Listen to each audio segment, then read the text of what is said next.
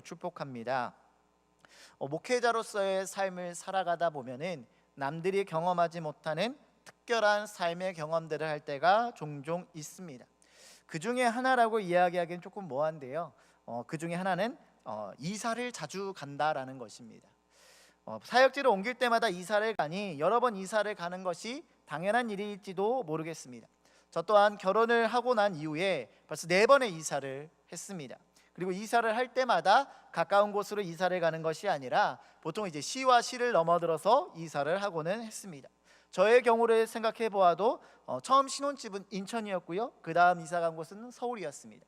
또다시 인천으로 갔다가 지금 원주로 오는 4번째 이사를 하게 되었습니다. 이 잦은 이사 가운데 이사를 하다 보면은 불편한 부분들이 한 가지가 있는데, 그게 뭐냐면 좋아하는 단골집들이 점점 없어진다라는 것입니다.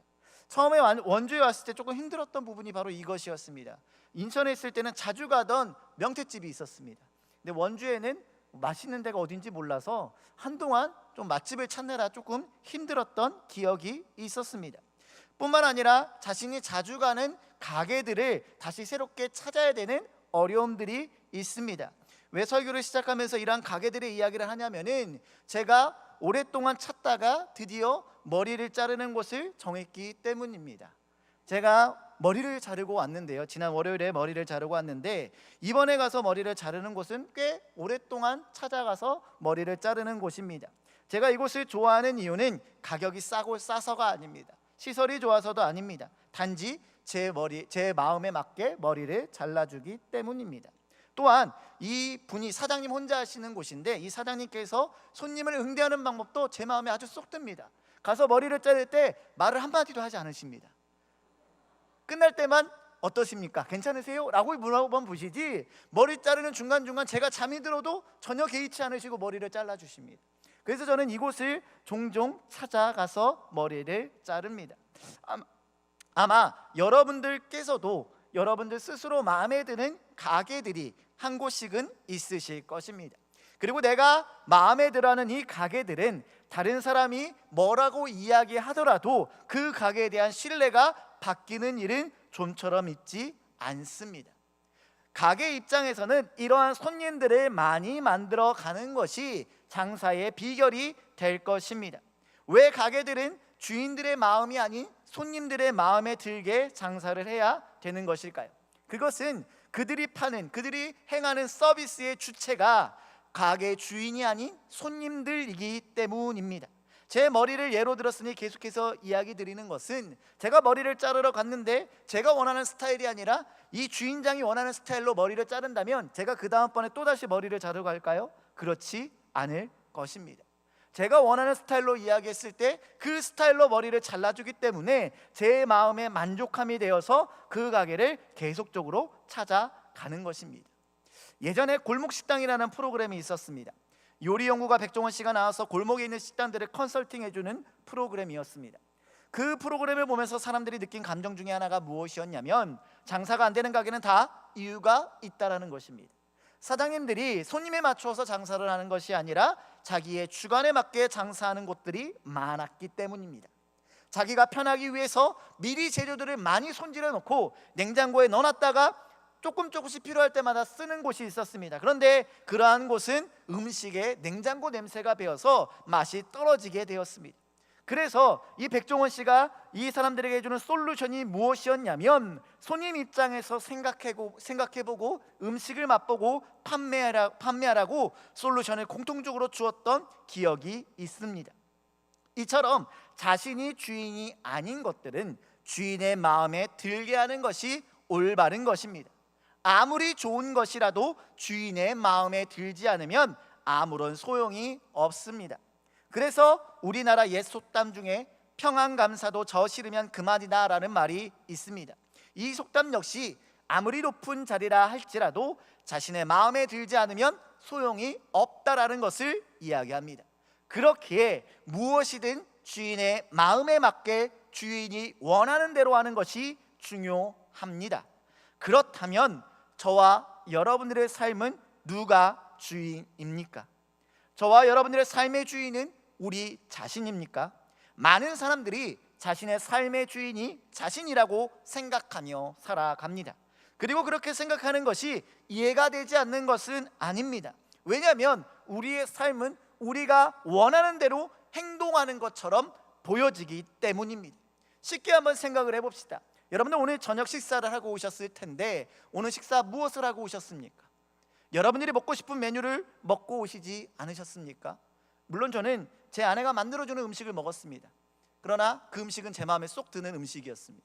아마 여러분들도 마찬가지로 먹고 싶은 음식을 먹고 이 자리에 오셨을 것입니다.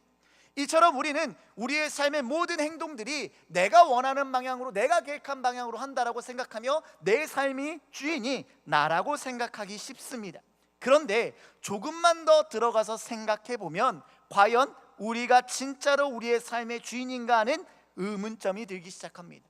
첫 번째로 우리는 우리의 삶의 주인임에도 불구하고 우리의 몸 자체를 컨트롤할 수 없다라는 것입니다. 제가 요즘 머리에 흰머리가 너무나 자주 많이 발생합니다. 그래서 아들이 볼 때마다 아빠 흰머리 있다고 자꾸 놀리는데 이 흰머리가 갑자기 요새 많이 생기기 시작합니다. 흰머리가 나는 것을 좋아하는 사람이 어디 있겠습니까? 그런데 이게 조절이 되지 않습니다. 마찬가지입니다. 누가 살찌는 것을 좋아하는 사람이 어디 있겠습니까? 저도 배가 나온 것이 마음에 들지 않습니다. 그러나 이게 빠지질 않습니다. 운동을 해도 잘 빠지질 않습니다. 우리의 삶의 주인이 우리였다면 제 모습이 이러한 모습으로 있는 것을 원하지는 않았을 것입니다. 뿐만 아니라 우리의 인생에는, 우리의 삶에는, 우리의 몸에는 예상치 못한 질병이 찾아오기도 합니다. 뿐만 아니라 우리의 몸 하나도 우리는 제대로 간수하지 못할 때가 많이 있습니다. 집안에 분명 아무것도 없는 곳인데 걸어가다가 문지방에 발을 찌기도 합니다. 또는 벽에 몸을 부딪히기도 합니다. 분명히 누가 건드린 것도 아닌데 몸을 부딪히거나 다치는 일이 종종 발생합니다. 우리의 인생의 주인이 우리라면은 우리는 우리의 몸 하나조차도 제대로 간수하지 못할 리가 없습니다.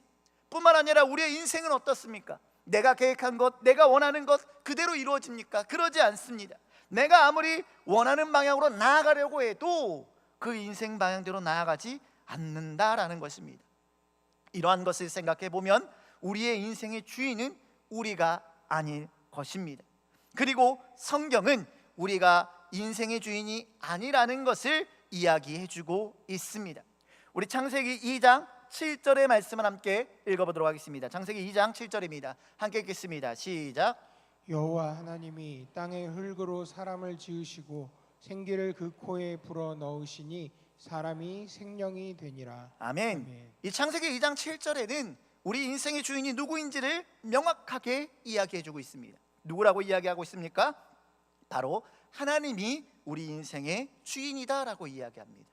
모름지기 주인이라고 한다면 그 물건에 대한 소유권을 가지고 있어야 됩니다.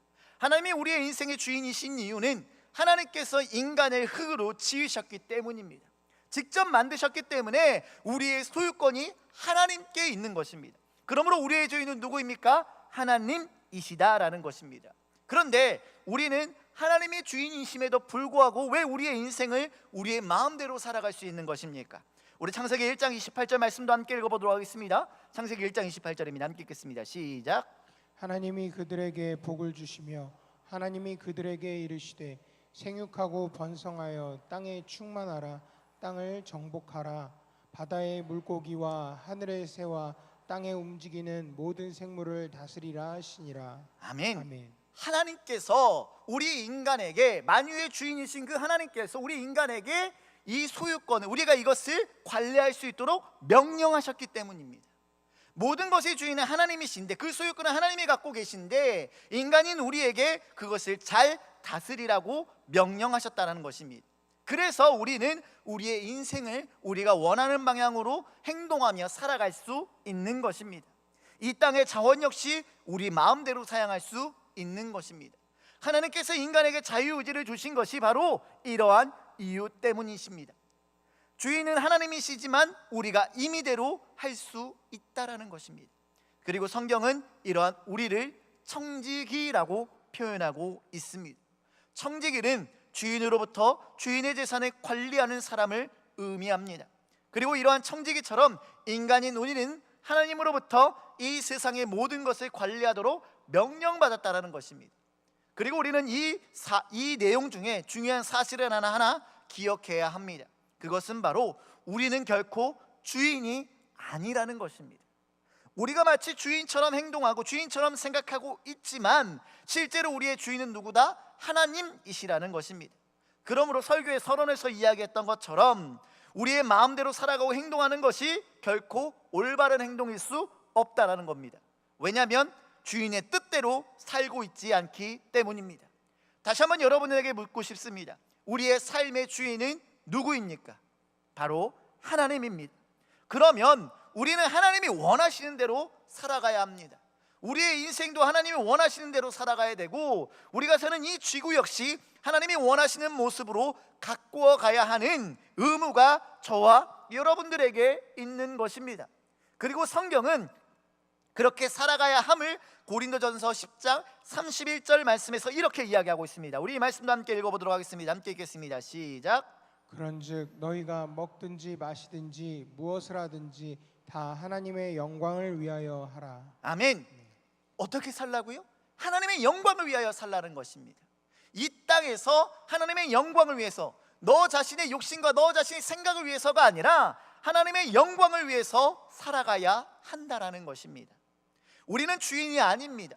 머리를 자르러 손님이 왔는데 미용사가 자기 마음대로 머리를 해버린다고 한다면 손님에게 항의를 드릴 것입니다. 손님의 화를 경험하게 될 것입니다. 이처럼 주인이 아닌 우리가 주인인 하나님의 뜻에 벗어나서 살아간다면 하나님의 진노를 받게 되는 것은 당연한 일일 것입니다.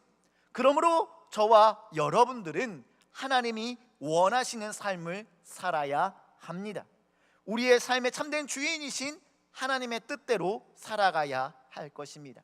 그렇다면 우리가 살아가야 하는 하나님의 뜻은 무엇입니까? 먼저 우리가 하나님의 뜻대로 살아가기 위해서는 우리의 삶의 주인이 하나님이시라는 것을 다시 한번 기억해야 합니다. 우리가 여전히 우리의 삶의 주인을 우리 자신이라고 생각한다면 결코 하나님의 뜻대로 살아갈 수 없기 때문입니다. 하나님께서 우리의 삶의 주인이시라고 한다면, 그것을 깨닫는다라고 한다면 우리는 삶의 순간순간마다 하나님의 뜻을 구하며 살아가게 될 것입니다. 구약 성경에 나오는 하나님의 사람 다윗은 자신의 삶의 선택의 순간에 하나님께 기도하며 어떻게 해야 할지 삶의 방향을 물어보았습니다. 우리 사무엘하 2장 1절 말씀을 함께 읽어보도록 하겠습니다. 사무엘하 2장 1절입니다. 함께 읽겠습니다. 시작. 그 후에 다윗이 여호와께 여쭈어 아뢰되 내가 유다 한 성읍으로 올라가리이까? 여호와께서 이르시되 올라가라. 다윗이 아뢰되 어디로 가리이까? 이르시되 헤브론으로 갈지니라. 아멘. 우리가 지금 읽었던 이 말씀은요, 사울과 요나단이 죽임을 당한 이후에 다윗이 하나님께 기도하여 자신이 이제 어떻게 해야 되는지, 어디로 나아가야 하는지를 물어보는 말씀입니다. 다윗은 하나님의 응답하신 말씀대로 헤브론으로 나아가는 모습을 이후의 말씀에서 보여주게 됩니다. 다윗이 하나님께 물어본 이유는 무엇입니까? 자신의 판단으로 행동하지 않은 이유는 무엇입니까? 다윗은 알고 있었습니다. 이 세상의 주인이 하나님이심을 말입니다. 그래서 자신의 삶 가운데 하나님이 원하시는 방향대로 나아가는 것이 정답인 것도 알고 있었습니다. 그래서 무언가를 선택하기 전에, 무언가를 시도하기 전에 하나님께 기도하고 하나님의 도우심을, 하나님의 이끄심을 물어보았다라는 것입니다. 뿐만 아니라 신약의 말씀을 보면 바울이 아시아의 복음을 전하려고 했을 때에 하나님께서 꿈에 마게도냐 사람을 보이게 하심으로 그의 여정을 마게도냐로 바꾸셨던 것을 우리는 알게 됩니다. 이 말씀을 보면 바울 역시 그의 생각은 아시아로 가서 복음을 전하는 뜻이 있었으나 하나님이 보여주신 뜻대로 그의 선택을 바꾼 것을 발견하게 됩니다. 이들은 모두 그들의 삶의 주인이 하나님이심을 믿고 하나님께서 보여주시는 대로 하나님의 뜻대로 살아갔던 것입니다. 이처럼 저와 여러분들도 하나님이 우리의 주인 되시는 삶을 살아가기 위해서는 저와 여러분들의 삶의 순간순간마다 하나님께 기도하며 우리의 삶의 주인이 하나님인 것을 인정하며 살아가야 한다라는 것입니다. 그러나 많은 사람들이 하나님께 기도하는 것은 삶에 어려움이 생겼을 때에만 기도합니다. 자신의 삶에 자신이 해결하지 못하는 일들이 발생했을 때에 하나님께 기도하고 하나님의 도우심을 구합니다. 그러나 이러한 모습은 하나님을 우리의 삶의 주인으로 여기는 모습이 아닙니다. 우리의 삶의 주인이 하나님이시라고 한다면 모든 삶의 순간에 하나님의 선택을 받는 것은 당연한 일이기 때문입니다.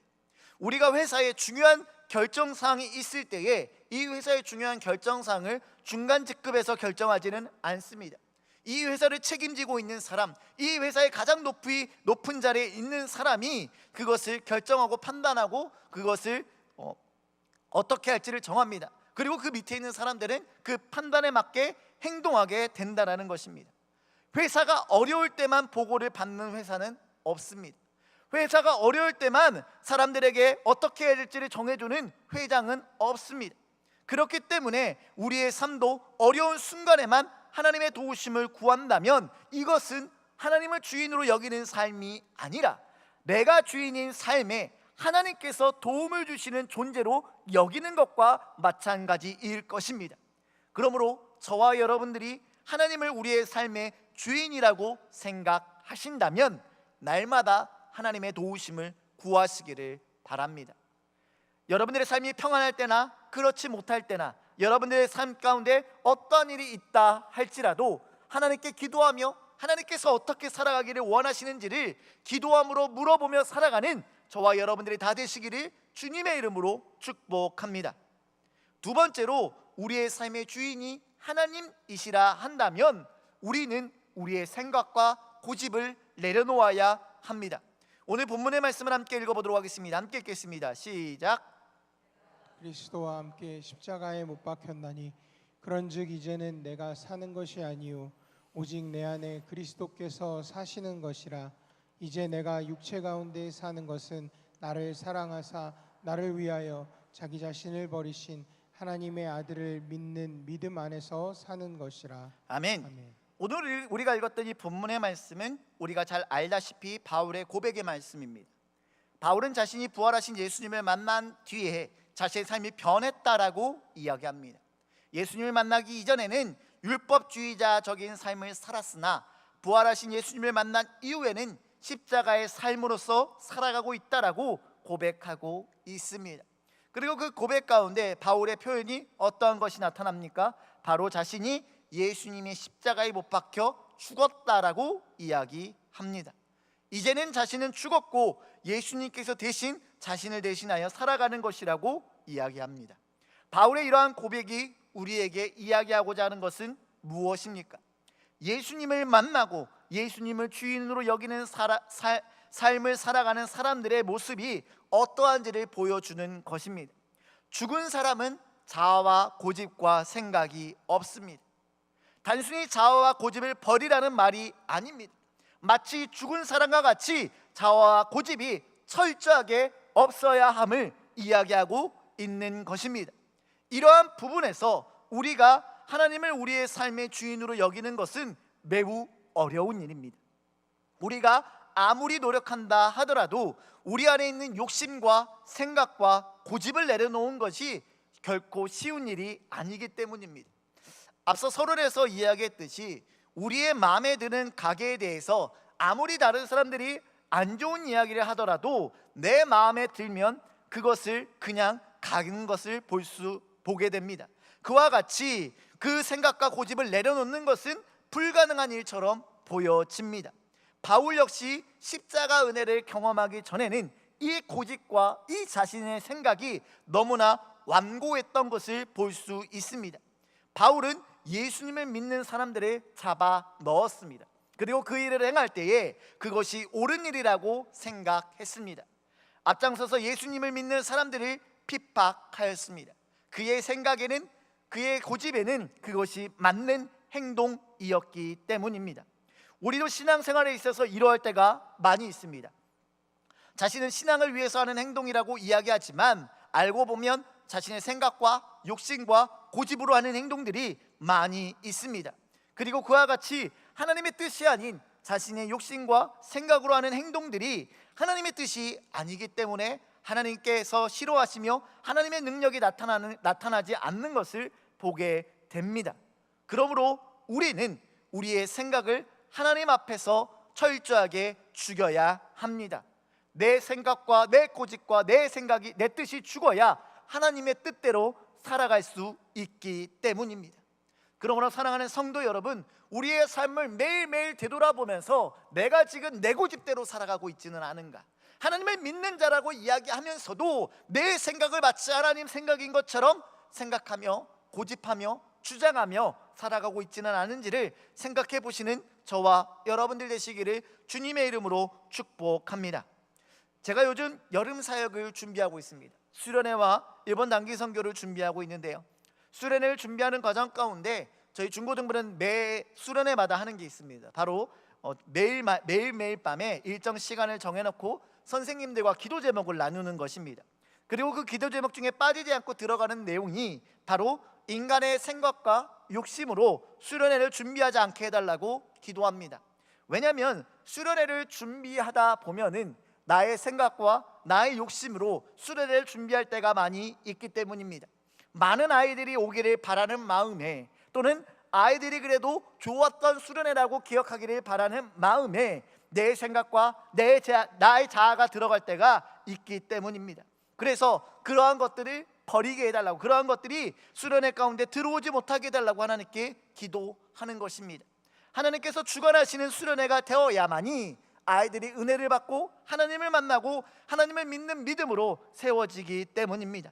이처럼 우리는 날마다 하나님의 뜻을 구하며 나의 생각과 나의 자아가 하나님의 역사를 방해하지 않도록 기도해야 합니다. 날마다 우리 스스로가 하나님 앞에서, 그 십자가 앞에서 철저하게 죽기를 기도하는 저와 여러분들 되시기를 주님의 이름으로 축복합니다. 우리의 삶 가운데 하나님의 주인 되시는, 내가 주인이 아닌 하나님의 주인 되시는 삶을 살아가는 저와 여러분들의 인생 되시기를 주님의 이름으로 축복합니다. 그리고 이러한 삶을 살아가기 위해서 우리에게 반드시 필요한 것이 있습니다. 우리 오늘 본문 말씀을 다시 한 번 더 읽어보도록 하겠습니다. 함께 읽겠습니다. 시작. 내가 그리스도와 함께 십자가에 못 박혔나니 그런즉 이제는 내가 사는 것이 아니요 오직 내 안에 그리스도께서 사시는 것이라. 이제 내가 육체 가운데 사는 것은 나를 사랑하사 나를 위하여 자기 자신을 버리신 하나님의 아들을 믿는 믿음 안에서 사는 것이라. 아멘. 오늘 본문의 바울이 자신이 십자가에 죽었음을 이야기한 이후에 자신 안에 무엇이 있다라고 고백하고 있습니까? 바로 예수 그리스도입니다. 자신의 자아는 십자가 앞에서 죽었고 예수님께서 자신 안에 있다라고 고백합니다. 이처럼 우리가 하나님께서 우리의 삶의 주인 되시며 하나님의 뜻대로 살아가기 위하여서는 우리 안에 주님이 있으셔야 합니다. 내가 죽고 그 안에 예수님께서 거하셔야 합니다. 그러할 때에 우리의 자아를 내려놓고 하나님의 뜻대로 살아갈 수 있게 되는 것입니다. 성경은 우리가 주님 안에 있을 때에 무엇을 하든지 이루어진다라고 이야기합니다. 요한복음 15장 7절 말씀 함께 읽어보도록 하겠습니다. 요한복음 15장 7절입니다. 함께 읽겠습니다. 시작. 너희가 내 안에 거하고 내 말이 너희 안에 거하면 무엇이든지 원하는 대로 구하라. 그리하면 이루리라. 아멘. 아멘. 이 포도나무 비유에서 믿는 성도가 예수님 안에 있을 때에 어떠한 것을 구하든지 이루어진다라고 이야기합니다. 그렇게 되는 이유는 예수님 안에 있는 성도가 구하는 것은 하나님의 뜻에 부합한 것을 구하기 때문입니다. 예수님 안에 있는 성도의 행동 하나하나가 모두가 하나님이 원하시는 일이기 때문입니다. 그러므로 주님이 주인 되시는 삶을 살아가기 위하여서는 우리는 예수님 안에 거하여야 합니다. 주님의 은혜가 날마다 우리 마음에 있어야 합니다. 그러나 반대로 우리가 주님 안에 있지 않을 때에 어떤 일들이 일어나게 됩니까? 자연스럽게 내 안에 옛자아가 고개를 들게 되는 것입니다. 예수님을 만나고 없어졌다라고 생각했던 교만과 고집과 악한 모습들이 나타나는 것입니다. 그래서 많은 성도들이 믿음이 연약해졌을 때에 은혜가 충만했을 때와는 다른 옛사람의 모습이 보이는 것입니다. 그러므로 우리는 날마다 하나님 안에 거하기를 힘쓰는 그리스도인들이 되어야 할 것입니다. 우리 안에 하나님의 은혜가 없어지면, 하나님이 우리 안에 거하지 않으시면 우리는 하나님의 뜻대로 살아갈 수 없는 연약한 존재가 될 뿐 아니라 오히려 하나님의 역사를 가로막는, 나의 뜻과 나의 욕심으로 분란을 일으키는 믿음 없는 자들이 되어가기 때문입니다. 그러므로 이러한 연약함에서 벗어나기 위하여 날마다 은혜를 사모하며 하나님께서 우리 안에 거하시기를 구하는 저와 여러분들 되시기를 주님의 이름으로 축복합니다.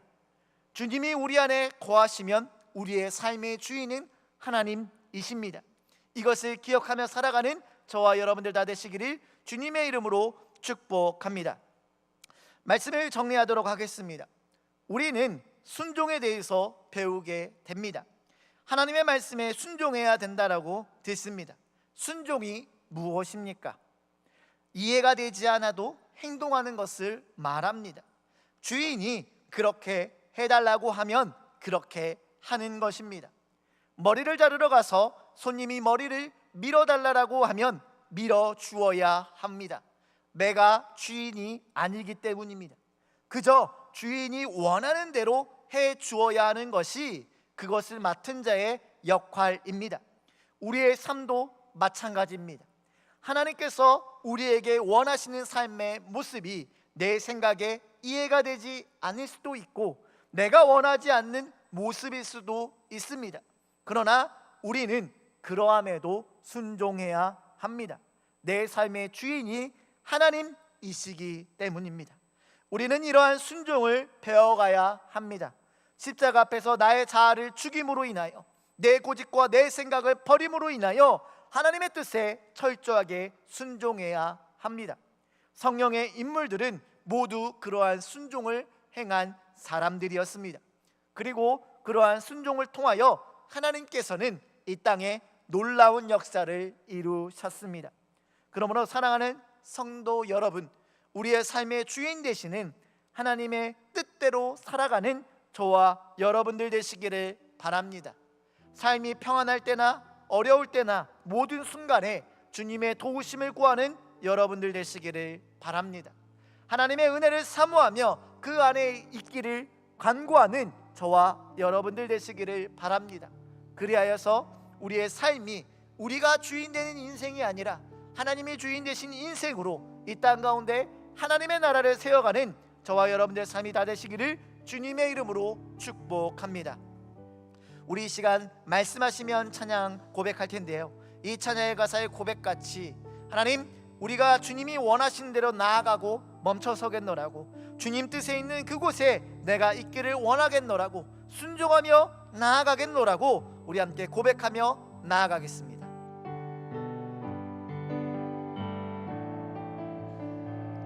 주님 말씀하시면, 주님 말씀하시면 내가 나아가리다.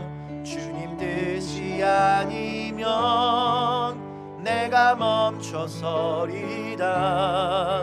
나의 가고 서는 것 주님 뜻에 있으니 오 주님 나를 이끌. 우리 한번 더 고백합시다. 주님 말씀하시면, 주님 말씀하시면 내가 나가리라. 주님 뜻이 아니면 내가 멈춰서리라. 나의 가고 서는 것 주님 뜻에 있으니 오 주님 나를 이끄소서. 뜻하신 그곳에, 뜻하신 그곳에 나 있기 원합니다.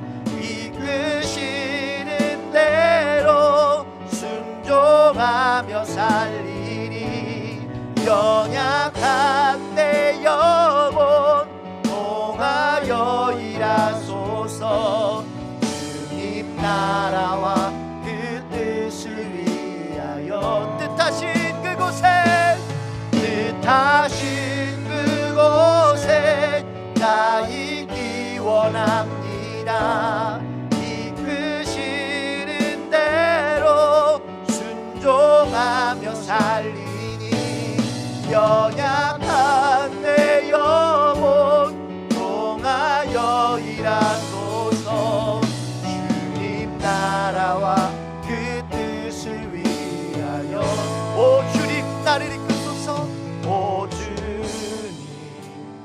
나를 이끌. 우리 한번 더 고백합시다. 오 주님, 오 주님, 나를 이끄소서. 기도하겠습니다. 사랑과 은혜가 충만하신 하나님 아버지, 오늘도 주님의 자녀들을 주님의 전으로 인도하시며 주의 말씀으로 은혜 받게 하심에 감사드립니다. 주님께서 오늘 우리에게 주신 말씀과 같이 우리의 삶의 주인이 누구인지를 깨닫는 은혜가 있게 하여 주시옵소서. 우리의 인생의 모든 것은 하나님께서 우리에게 맡겨주신 것임을 기억하게 하시며 지금까지 우리가 마음대로 살아왔음을 회개하며 나아가는 우리들 되게 하여 주시옵소서. 주님의 뜻대로 살지 못하는 우리의 연약함을 용서하여 주시옵고 하나님의 뜻대로 살아가는 것이 우리의 인생의 정답임을 깨닫게 하시며 그 뜻대로 살아가려고 노력하는 주님의 자녀들 되게 하여 주시옵소서. 삶의 모든 순간에 하나님의 인도하심을 구하는 성도들이 되게 하여 주시옵소서. 하나님이 우리의 삶의 주인 되심을 잊지 않는 우리들이 되게 하여 주시옵소서. 뿐만 아니라 나의 안에 있는 자아와 욕심과 고집을 철저히 내려놓으며 하나님의 말씀에 온전히 순종하는 우리들 되게 하여 주시옵소서. 그리하여서 내 생각에 이해가 되지 않는다 하더라도 하나님의 말씀에 순종할 수 있는 믿음이 우리에게 있게 하여 주시옵소서. 그리고 그 순종을 통하여 이 땅 가운데 하나님의 역사가 이루어지게 하여 주시옵소서. 또한 날마다 우리가 주님과 동행하기 원합니다. 주님의 은혜 가운데 살아가기 원합니다. 주님께서 우리 안에 거하시기를 원합니다. 주여 우리와 함께하여 주시어서 이 험한 세상 넘어지지 않게 하시고 주님의 손 붙들고 나아가는 우리들 되게 하여 주시옵소서. 주님, 우리 교회 교육부서 여름 사역들이 진행 중에 있습니다. 모든 사역들 가운데 주님께서 역사하시고 주관하여 주시어서 우리의 생각을 뛰어넘어 다음 세대들이 하나님의 놀라운 은혜를 경험하게 하여 주시옵소서. 특별히 이번 주 토요일부터 시작되는 유치부 성경학교 가운데 함께하여 주시어 우리 유치부 아이들이 하나님의 사랑을 경험하는 역사가 일어나게 하여 주시옵소서. 준비하는 교육자와 교사들에게 힘을 더하여 주시고 지치지 아니하게 하여 주시옵소서. 오늘도 주님의 은혜에 감사하여 예물을 올려드린 손길들이 있습니다. 오치민 오용진 1,000번 예물 올려드렸습니다. 원인환 권사님 기쁨의 예물 올려드렸습니다. 이 예물 가운데 주님 함께하여 주시고 아버지 이 예물이 삶의 열매 맺게 하여 주시옵소서.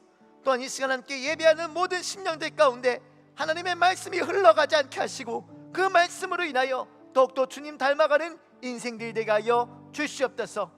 이 모든 말씀으로 주 예수 그리스도의 받들어 간절히 기도드렸습니다. 아멘. 우리 같이 일어나셔서 왕이신 나의 하나님 찬양하도록 하겠습니다.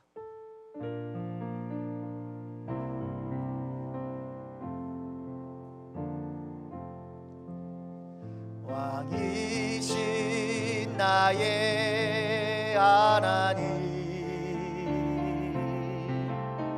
내가 주를 높이고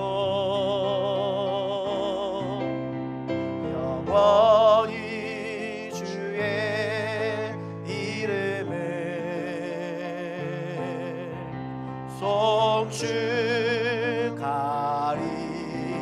송축하리이다. 왕이신 나의 하나님, 왕이신 나의 하나님, 내가 주를 높이고 영원히 주의 이름을